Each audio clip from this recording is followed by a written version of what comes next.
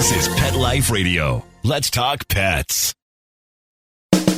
Welcome to Animal Rights on Pet Life Radio. It's your host, Tim Link, and I'm so glad you're joining us today. We've got a great show. I'm so looking forward to it. I've got one of the best writers in the world and definitely one of the best people in the world coming on board. It's my good friend, Arden Moore. And Arden's going to talk to us about her latest books and what's going on, and we're going to pick her brain about those books. And while we're at it, we're going to talk to her a little bit about her writing and writing styles because she has been through it all. So I want to pick her brain and get the advice from the expert herself. So everybody hang tight. This is going to be a fun show. You're listening to Animal Rights on Pet Life Radio. DINOVITE.com. When we put him on the Dinovite, he took right to it. All of these symptoms disappeared. Dinovite is nutrition. If you want the dog to be healthy, you got to feed it something healthy. Something that he actually likes to eat. You need to put him on Dinovite. Dinovite for life. If you love your dog, you don't just want him healthy, you want him to be happy. You won't believe how happy your dog will be. DINOVITE.com. Let's Talk Pets on PetLifeRadio.com. Welcome back to Animal Rights on Pet Life Radio. Joining me now is my good friend and a fantastic writer. It's Arden Moore. Arden, welcome to the show. Hey, big paws up, Tim. I haven't talked to you in a long time. Nice to hear your voice. Yeah, nice to hear your voice, too. It's been a while. I should have said welcome back to the show because obviously you have your own show on Pet Life Radio, and you've been on this show several times in the past. And now we have not one, but two new books to talk about. The first one's A Kid's Guide to Dogs, and the second is A Kid's Guide to Cats. So I want to tell our audience a little bit about the books, what they should expect, and how the whole concept came about. Well, I'm so excited, Tim, because there's a kid in every one of us. But as a pet behaviorist and someone who does a lot of presenting all over the country with my dog Kona and my cat Casey, a lot of times there's kids in the audience, or we'll go to a kid camp at an SPCA or an animal shelter. And all of this was what was the motivation, if you will, to do this pair of books that are aimed at kids, primarily age 8 and up. And I got to tell you, I've written a lot of books. I've ghostwritten books. I've been a reporter. I was a reporter for 20 years. I love these books. I got to tell you, I got to humbly say, I've had more fun doing these books than anything I've ever done on the planet. Wow. Well, and it's important, too. Two questions come right to mind is you said the audience for the books is sort of 8 and up. Why do we start at 8 years old? And how important is it to get our kids involved as early as possible, but yet when they're old enough to be able to handle a cat or a dog? You kind of hit it on the head. I'm not a psychologist. I don't play one on TV or radio, but usually about age 8 and up, kids really understand empathy for others, including the four-leggers in their lives. And so we felt like that was a good launching pad. They're about, first, second grade or whatever. And I got to tell you, I've had kids take my pet first aid classes, and some of them have been as young as 9 or 10, and they nail it. They nail every demon. They know what they're doing. So we wanted to get to the age where they read, they know that dog and cat has feelings, and that they want to do what they can to be a big brother or a big sister to that dog or cat in their family. Yeah, and I think it's an important thing to do. I have young nieces, just throw that out there right now, and they a couple of years ago got their first dog. And It was great. They're exciting. They still play with the dog and still love the dog, but they had no clue. And their parents hadn't had a new dog for a long time. This was a puppy when they got the dog. So, puppy's a whole different thing than having a mature dog. That's true. So trying to get them to understand not only the joys and the fun and the relationship and really, like you said, having a little furry brother or sister in the family now, but also the responsibilities behind it. Right. And one of the elements that is in both of these books is we have a little fun with the kids, and we have like a little chore list, what they can do. And we give them some fun tricks that they can do and some do-it-yourself things they can make. Like you can actually make a dog bed out of an old suitcase, and we give the kids step-by-step on how to do that. And, it's kind of neat. One of my favorite topics is I teach the kids how to be poopologist. because kids like to talk about poop and pee and puke, the 3 Ps.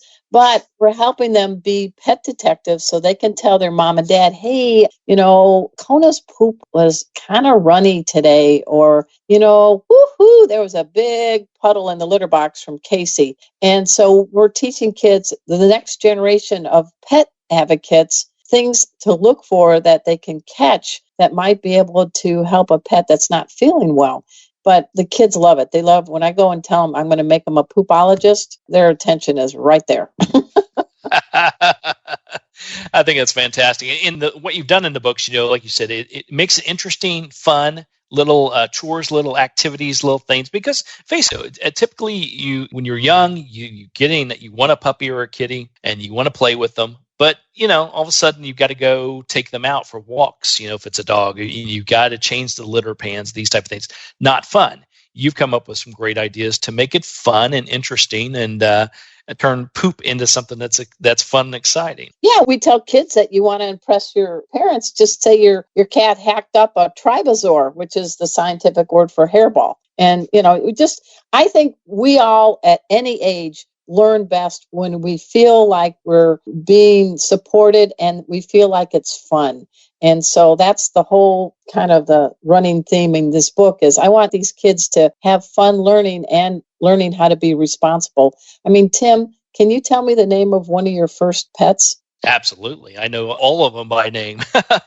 Bandit was my first dog. Yeah, Bandit was my first dog. Absolutely. And I know the complete history of Bandit, and I took care of him when I was young. I didn't have books to read or become a poopologist, but it was basically think about that. Yeah, think about that, because my first dog was an overweight beagle named Crackers, and my first cat was a Siamese cat named Corky, who would swim in our backyard lake with Crackers. And I mean, I think the magic is that first pet we get, and that's what I'm hoping with the Kids Guide to the Dogs and the Kids Guide to Cats, is I want to give the kids a good, successful starting point so that when they get that Bandit or Crackers or Corky, they're going to have good information and be able to have a great relationship. We don't forget our first pet. It's really a special moment in life. Yeah, it is. And I think that even throughout life, when you're young as well as when you start to become an adult, animals, as you know, you've worked with animals for years and written about them for years.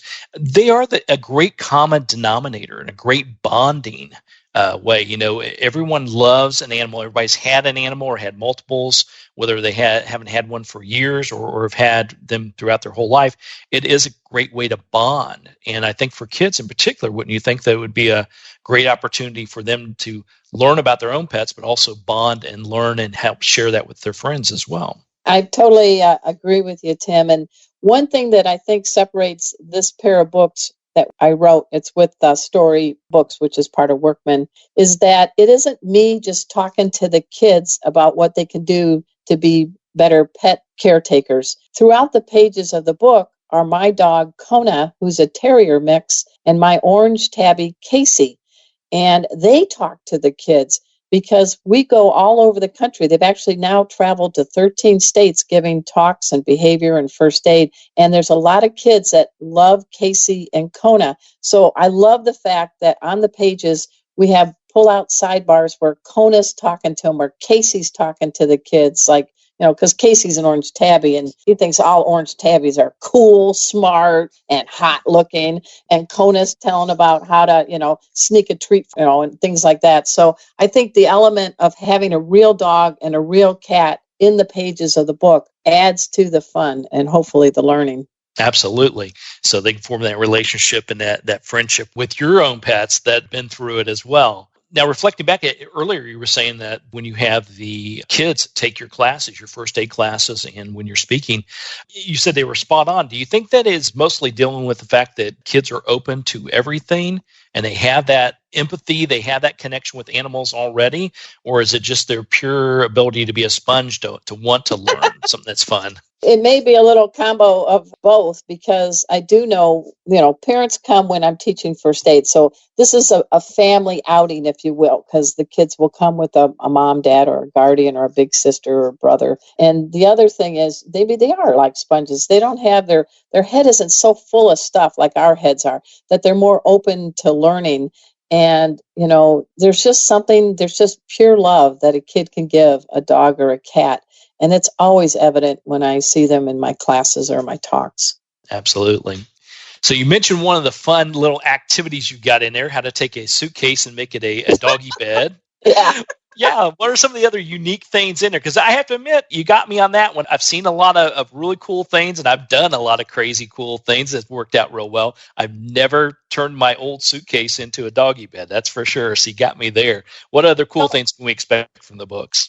I'm also trying to recycle. So we have a DIY on how to take an old tire, a little bit of non-toxic paint, get a blanket or a pillow, and we show you step by step how to make a doggy bed out of a big tire, because dogs like to do that little curl when they sleep a lot of times.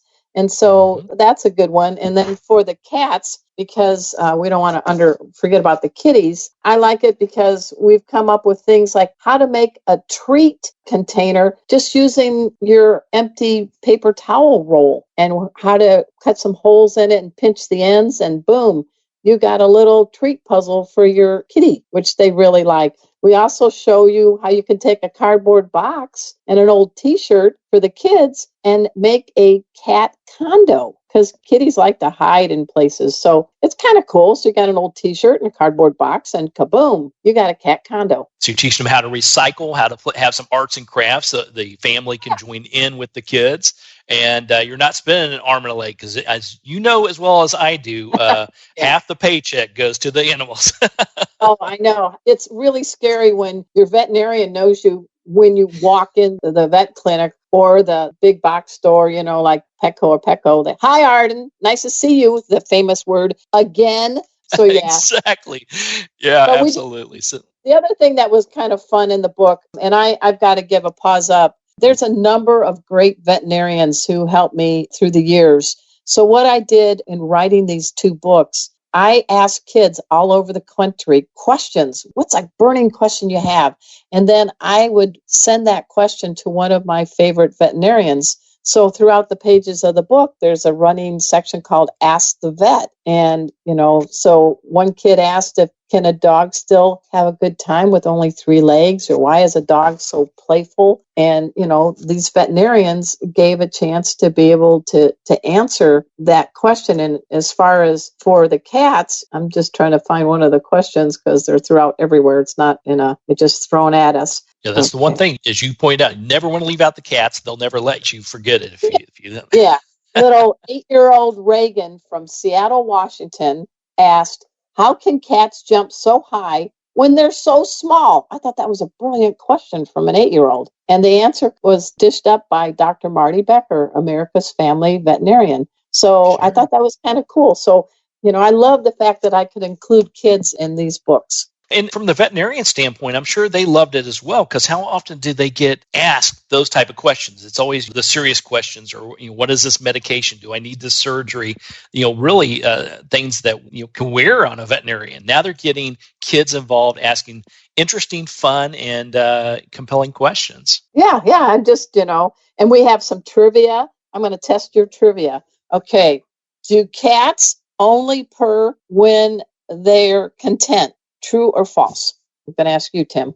I would say false. That's right. They purr when they're scared, too. And they do it to self-calm. Woo-hoo! Power to them! So we have some fun, like how many muscles in an ear of a dog? Now, my dog, Kona, has very expressive ears. But would it be 8, 10, 12, or 14? What do you think of average dog, the number of muscles in an ear? Ooh, man. Now, thinking that just off the top of my head, you don't think of an ear as even a muscle, but we know they are because they move and they can flip them and flop them and turn them. I'm going with 14. Ooh, close. 12. Oh, that's okay. That new car that was going to come your way. Sorry. Well, we always know a 4-part question. You always choose C, right? I should have went with that. That's. But it's fun because, we're asking kids stuff and then they can tell kids and all of a sudden learning becomes fun. And so I've worked with this publisher at Storybooks for other books in the past. I've worked with 4 different publishing houses and they saw my post on Facebook and other social media venues that were having me in the classes with Kona and Casey because we dressed them up and Kona wears a red bandana, the dog, and Casey, the orange tabby, of course, comes in a pet stroller wearing a cowboy hat. And we play a game with the kids called Canine, Feline, Fact or Fiction with your game show host, Kona and Casey. And so the kids get groups and we give them a multiple choice answer and they have to, in their groups, kind of figure out what the answer might be. And then they come up and they get to count the whiskers on Casey and they get to watch the ears. We do a little stereo, call one side, one the other, and people watch Kona's ears. And so we show them why the answer is what it is. And so I think that's what caught the attention of my publisher. And I do want to give a shout out to Lisa Hiley. She is my editor and she's damn good at it. And she also loves dogs and cats. So it was nice to be paired up with an editor that also loves pets and knows pets. So she kept seeing it and the next thing I know, I got a 2-book deal. Yeah, gotta love it. Gotta love it. All right, well, we're going to take a quick commercial break. And we're going to come back with Arden Moore, talk to her a little bit more about the books and what she hopes to accomplish with the books. But that's a perfect segue into writing because I want to pick the master's brain on writing and publishing as well. So everybody hang tight. We'll come back with Arden Moore right after these commercial breaks. You're listening to Animal Rights on Pet Life Radio. Sit. Stay. We'll be right back after a short pause. Well, 4 to be exact. Hi, this is Tim Link, animal communicator and pet expert and host of Animal Rights on Pet Life Radio. Have you ever wanted to know what your pet is really thinking? Do you want to find out if they truly understand what you're trying to tell them? Ever wish you could build a better understanding and closer relationship with your pet? Well, now you can. Learning to communicate with animals is a 4-part on-demand workshop. In the workshop, you'll learn the essential techniques that are necessary to communicate with animals, including what is animal communication, breathing correctly to achieve the perfect state to communicate with your animals at a deeper level, using guided meditation exercises and method to communicate with animals, and how to send and receive information from your animals. So if you're wanting to learn how to communicate and connect with your animals at a deeper level, visit PetLifeRadio.com/workshop and purchase and download Learning to Communicate with Animals. You'll be glad you did.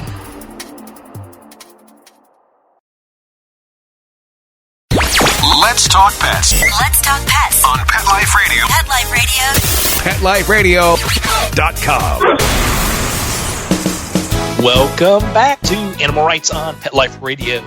Continue our conversation with my good friend and outstanding writer, Arden Moore. Now, Arden, we talked about all the great things that are in these books, A Kid's Guide to Dogs and A Kid's Guide to Cats. Fun things, unique things, interesting play trivia. I was 50-50 on the questioning, so okay. You did good. You did good. But when the kids and their parents purchase the books and they read through them and they have fun with all the activities and everything, is there something you're really wanting them to walk away with? Is there a message you're wanting? Is there something you're hoping that by the time they're all said and done, they feel or get from the books? I think my wish is that the family is defined to include that 4-legger or 3-legger in your life. And I think that they're going to see the value of that dog or that cat as a bona fide member of the family and how much they can help and bring out the best in the pet and how much that pet can bring out the best in them. Because sometimes you got to have a confidant. And you know what? Dogs and cats lab. And so sometimes when you're feeling a little blue or you're a little nervous or something, you have a confidant that purrs or has a nice tail wag that you can talk to. So my wish is that people realize the power of the paw. Absolutely. I think that's a great message. And it definitely comes through at the books. And, you always make things fun and exciting. You have a new twist, whether we're talking about your radio shows or your first aid classes or your speeches, everything you're doing is always so much fun and fun to be around and to talk to you, Arden. But I love the underlying message. As you mentioned, I think earlier, a lot of people can produce a book and sort of give you the facts, which, is great reference material. But you give them the facts without beating them over the head, and you make it fun. Well, I don't want to get beat over the head. I've been blessed through my years to have really good mentors as editors.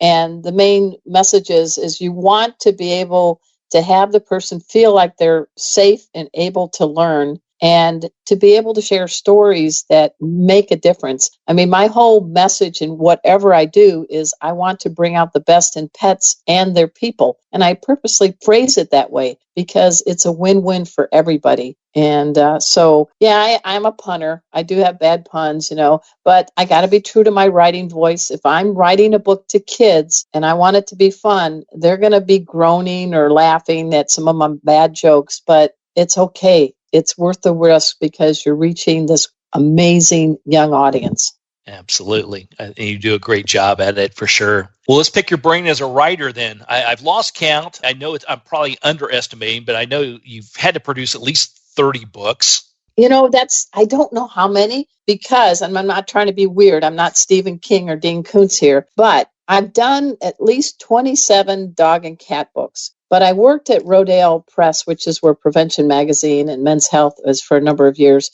And I either wrote books, co-authored books, ghost wrote books. And then I also teamed up with a medical doctor from Minnesota and wrote a few books. I actually ghost wrote some books with Jerry Baker, America's Master Gardener, and I came up with corny phrases like "aloe can be your palo" and "go with the mow." But then I went and wrote a book with a naturopathic physician called Nature's Virus Killers, and I'm talking about T cells and lymphocytes, and oh my gosh, my brain hurts. So I don't really know, because I've written books, I've co-authored, I've ghost written. You understand, as a writer. Absolutely. Well, and that's the fascinating thing. When I look at your portfolio, your bio, and when we're just talking specifically about writing, because all the other wonderful stuff you do for animals and with animals, there's a huge list. But the writing, I mean, how do you as a writer, whether you're doing it ghost writing, whether it's a topic, whether you're a reporter or you're writing for a magazine on health or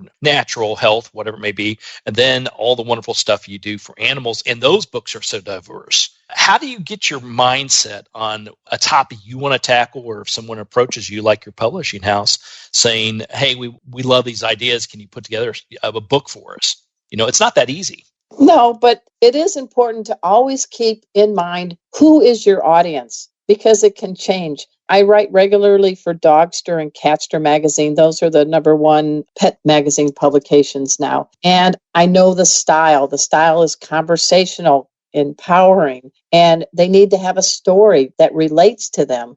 That's one kind of tip. When I'm sometimes figuring out, I take my dog on a walk, and it's like my cup of coffee. I have a clear head. I'm not staring at a computer screen. I got to dodge the doggy landmines, and other things. So sometimes I get my best ability to figure out how I'm going to write it by clearing my head and doing something like a wonderful thing like walking with Kona and Bujo on a walk around White Rock Lake, because there's nothing to distract me, to tug at me, except 2 wonderful dogs on leads. And so maybe that might help others too, is step away from the keyboard, step away from the monitor, get away from your phone and talk out loud, or just think, if I was going to read about this, what do I really want to know? And the other element is, don't get locked into the same old. What they do now in veterinary medicine or health, and what I did 20 years ago covering it, have evolved. So I think a key to a good writer is the willingness to always learn new and to always be able to not get in a rut. Don't be lazy. Don't think, well, I wrote it that way before, I'm going to write it again. Treat yourself to a new turn of the phrase or a new tip that you can share with your readers. Excellent. I think it's great advice. That's one of the things, I've been doing this show for quite a while now. And so I always love to pick the brains of, writers and authors and bloggers and people that are putting their message out there in whatever form it is. And each person's different, how they handle it. And as you perfectly stated it, how you did it 20 years ago when you were a teenager, Arden. Yeah. I love it so much. There you go. But, that's different.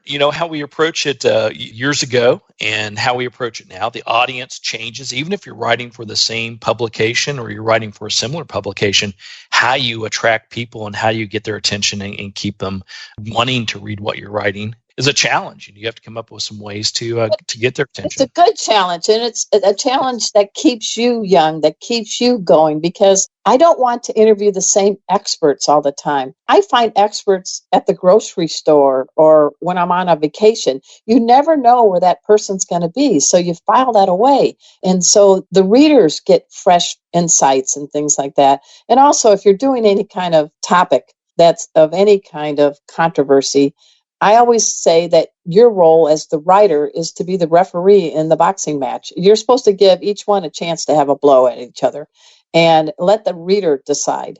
And so, when I talk about nutrition, I know that's like trying to talk about religion and politics in the same breath. Wow, you're going to have a food fight.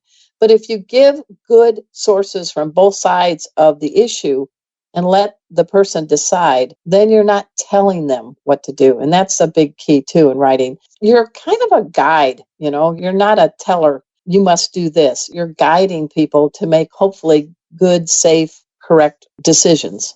Excellent. I think it's great advice. And for those that are looking to publish their first book, get their first book out there, what would be your sage advice in that? Because like you said, it's fascinating. I always talk to wonderful authors and writers like yourself that have been doing it for quite some time, as well as newcomers on the scene, and how they get their first break or how they get that next new thing. It changes, even for the most seasoned writer. Like you had mentioned, I don't know if you even expected that your publishing house would be looking at what you're doing on Facebook and come up with an idea and say, hey, we want Arden to write this book. Right. And there's more and more people looking at what they call social influencers. So, yes, books are still here. They're just in different formats. And so if you're starting off, just don't be dismayed if a big publisher doesn't grab your first book deal.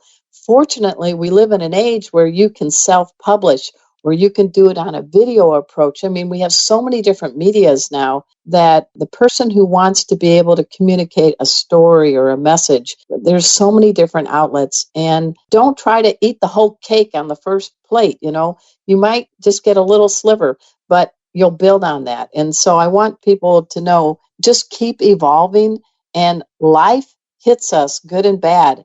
And all of those lessons make us, I think, a better writer. Because if I lived this perfect life where I never got a flat tire, or, I never had a big vet bill, or I never had a pimple or whatever, I don't think that would make me as good of a compassionate person to write. Life's oopsies actually sometimes can make you a better writer. There you go. I think you're right. And we know that, just like me, we've had our share of vet bills, so we're okay. Yeah, it's really scary when your pet bill outdoes your grocery bill and other things. You know what? I think I'm doing it the right way. I do want a shout out. I have a furry Brady Bunch. We have the 2 dogs, Bujo and Kona, and we have 4 cats. We have Casey, the orange tabby, the star of the book, but we also have little old senior Mikey and one-eyed Mort. And I just adopted this amazing kitten named Rusty, who's been trained by the amazing Acrocats in Georgia by Samantha Martin. And this is a 7-month-old kitten. I can blow a whistle. He will come running and sit in front of me and sit up on cue. He jumps through hoops. He is amazing. So he's going to be trained to help us with these kid books and go to our therapy pet visits. So you never know what magic a dog or a cat might have. And I'm hoping with these 2 books that kids are going to find out. I mean, years ago, I had a 11-pound dog, Tim, who loved to surf. And she surfed a heck of a lot better than I did.